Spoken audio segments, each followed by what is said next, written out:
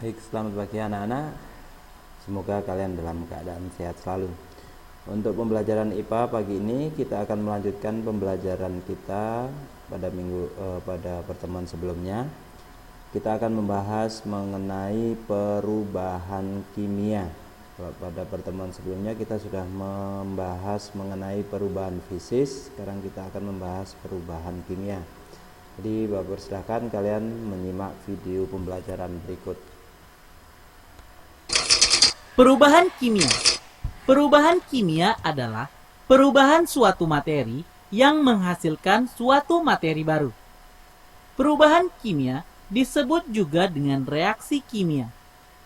Seperti contoh sebelumnya pada lilin yang dibakar, terjadi perubahan pada sumbu lilin. Pembakaran sumbu lilin telah mengubah tali sumbu menjadi abu. Dalam perubahan ini diperoleh zat baru. Perubahan ini bersifat tetap, karena abu tidak dapat lagi berubah menjadi sumbu. Contoh yang lain, kayu ketika dibakar akan berubah menjadi arang. Zat-zat yang menyusun kayu berbeda dengan zat-zat yang menyusun arang. Demikian pula pada peristiwa besi yang berkarat. Mula-mula, besi tidak berkarat, tampak bersih dan kuat. Namun, setelah besi berada di udara terbuka hingga bertahun-tahun lamanya, maka muncullah zat baru yaitu karat besi.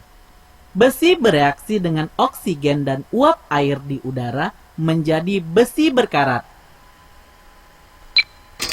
Ciri-ciri perubahan kimia. Setiap peristiwa perubahan kimia selalu disertai ciri-ciri yang menunjukkan adanya perubahan tersebut. Misalnya, kertas terbakar akan menimbulkan bau kertas terbakar dan timbulnya asap. Ciri-ciri terjadinya suatu perubahan kimia dapat berlangsung secara lambat atau cepat. Tanda yang berlangsung lambat seperti munculnya karat pada paku, dan tanda yang berlangsung cepat misalnya terjadi suara dan cahaya dari petasan atau dinamit yang dinyalakan. Lalu, bagaimana cara mengetahui terjadinya suatu reaksi kimia? Reaksi kimia ditandai dengan beberapa ciri berikut, antara lain: 1. Terjadinya perubahan warna. Tanpa dibelah atau dimakan, kita dapat membedakan buah mangga yang sudah masak atau belum. Buah mangga yang belum masak umumnya berwarna hijau, dan ketika telah berwarna kekuningan, buah ini sudah masak dan siap untuk dinikmati. Perubahan warna ini menunjukkan adanya perubahan komposisi zat dalam buah mangga yang masih muda dengan buah mangga yang belum masak. Contoh lain, besi dapat bereaksi dengan uap air dan oksigen dan terjadi perubahan warna menjadi coklat. 2. Terjadinya perubahan suhu. Jika larutan asam klorida dalam tabung reaksi ditambah larutan natrium hidroksida, maka suhu campuran akan naik, ditandai dengan tabung reaksi yang menjadi hangat. Atau, jika larutan barium oksida dalam tabung reaksi ditambah larutan amonium klorida, maka suhu campuran akan turun, ditandai dengan tabung reaksi yang menjadi dingin. 3. Terjadinya ledakan dan api. Apabila air atau H2O direaksikan dengan natrium atau Na, akan menghasilkan gas hidrogen.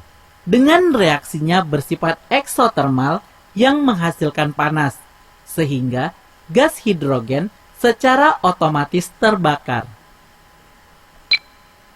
4. Timbulnya gas. Jika sebutir telur kita rendam dalam gelas berisi cuka, maka akan timbul gelembung-gelembung gas. Timbulnya gelembung gas ini menunjukkan terjadinya perubahan kimia yang terjadi pada telur dan cuka.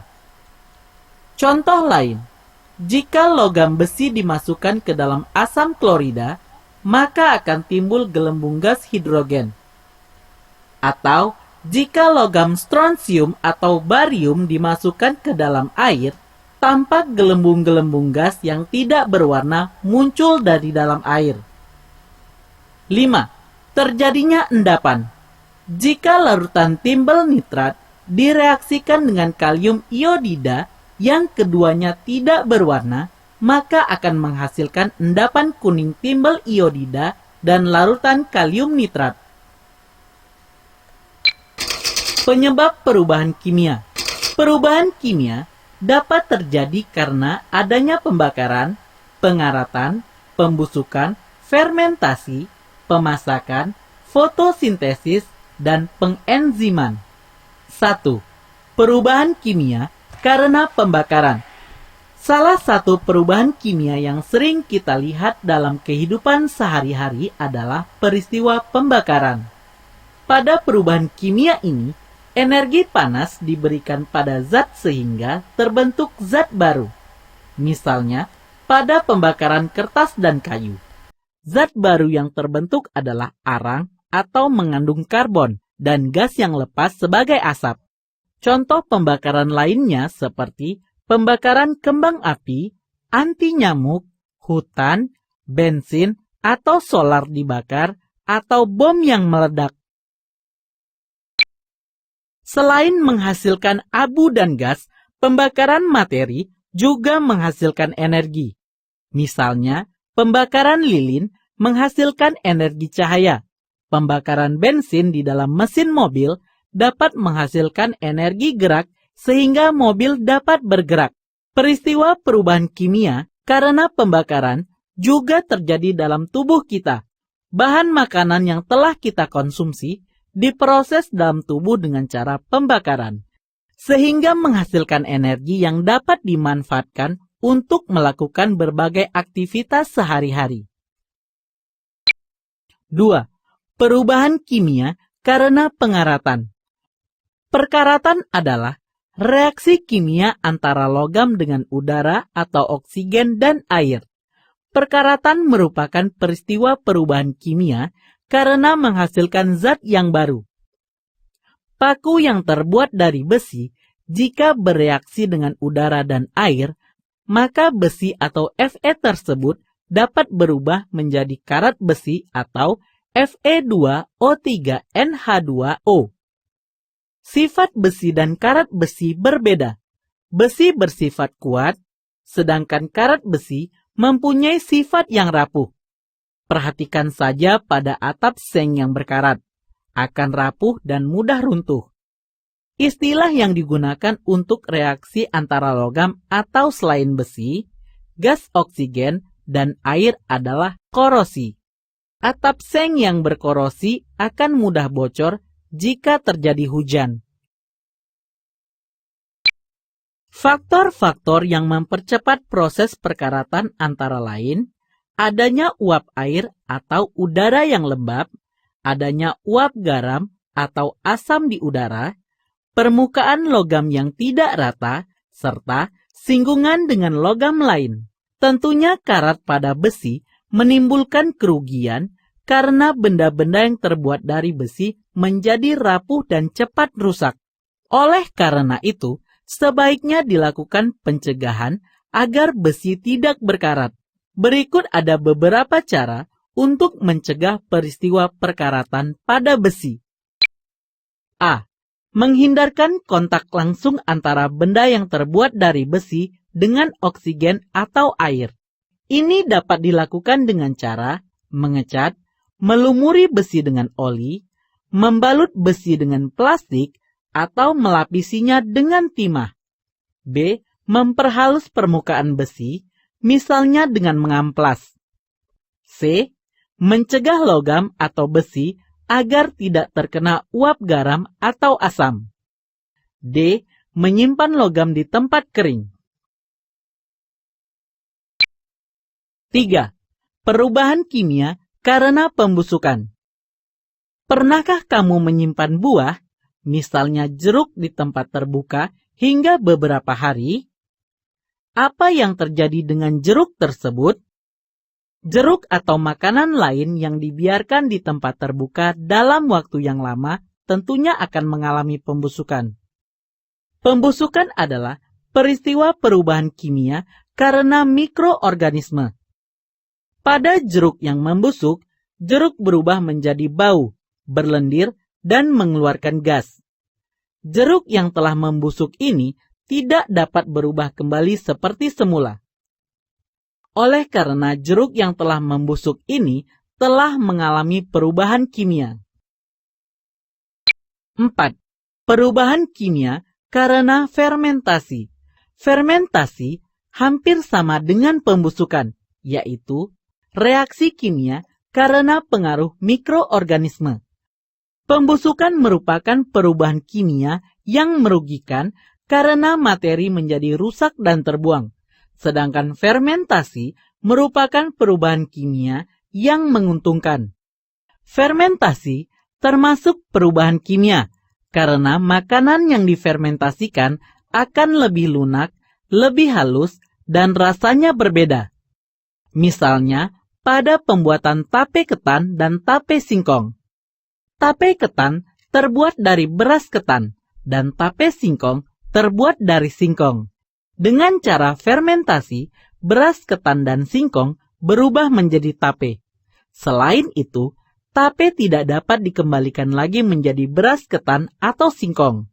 Contoh lain perubahan kimia fermentasi adalah pembuatan tauco dari kedelai, pembuatan kecap dari kedelai, dan pembuatan vetsin atau MSG dari tetes tebu. 5.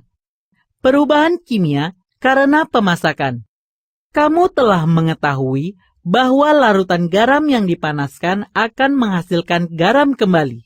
Itulah sebabnya pelarutan garam termasuk perubahan fisis. Contoh perubahan kimia seperti menanak beras. Hal ini disebabkan beras yang ditanak berubah menjadi nasi. Nasi tidak dapat kembali menjadi beras.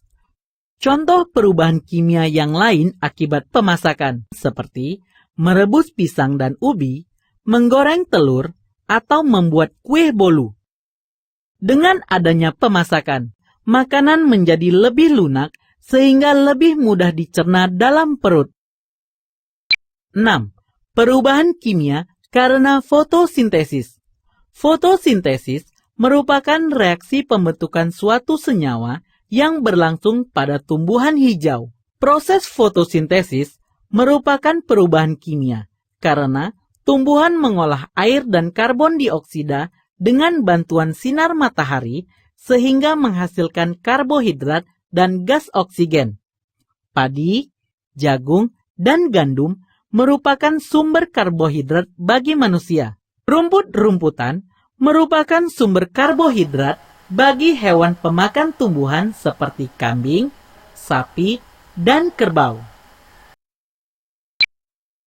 7. Perubahan kimia karena pengenziman.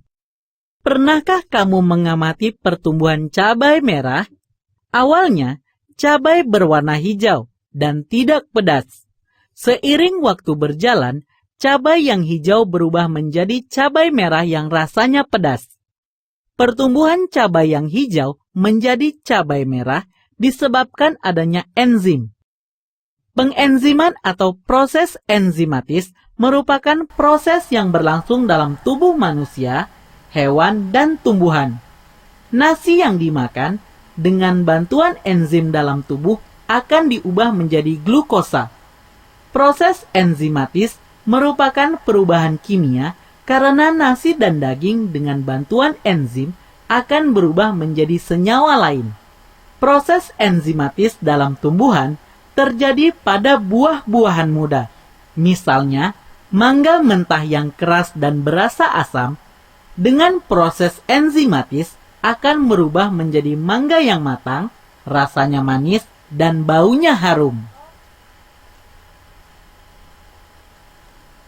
Baik, demikian video pembelajaran yang bisa Bapak sampaikan untuk pagi ini. Jadi seperti biasa Bapak minta setelah ini kalian membuat catatan di buku catatan, buat selengkap-lengkapnya, kemudian nanti dikumpulkan di WA kan ke Bapak secara japri. Terima kasih, selamat mengerjakan tugas.